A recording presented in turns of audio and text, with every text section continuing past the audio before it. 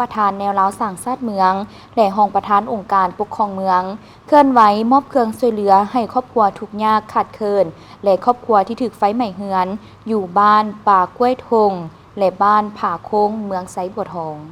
ในท้ายทิศผ่านมานี้ท่านนางพุทธาปุณธิราชประธานแนวร้าวสร้างชาติเมืองและทานอุดมไซรัตนาเฮืองศรีรองประธานคณะกรรมการปกครองเมืองได้เคลื่อนไหวมอบเครื่องช่วยเหลือให้ครอบครัวทุกข์ยากขาดเคินและครอบครัวที่ถูกไฟไหม้เรือนอยู่บ้านป่ากล้วยทงบ้านป่ากล้วยดงและบ้านผาโค้งเมืองไซบัวทองแขวงคำมวนโดยมีอำนาจการปกครองเข้าร่วม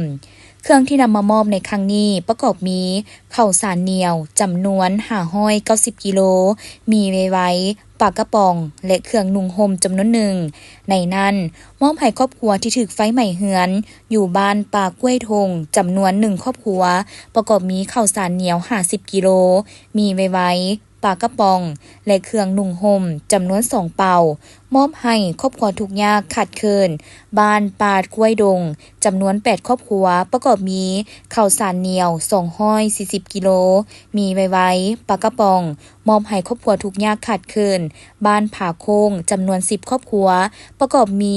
ข้าวสารเหนียว300กิโลมีไว้และปลากระป๋องเครื่องดังกล่าวแม่นได้รับจากแผนกแรงงานและสวัสดิการสังคมแขวงคำมวนเพื่อบรรเทาความทุกข์ยากขาดเคินของพ่อแม่ประชาชนอยู่ภายในเมืองไซบัวทอง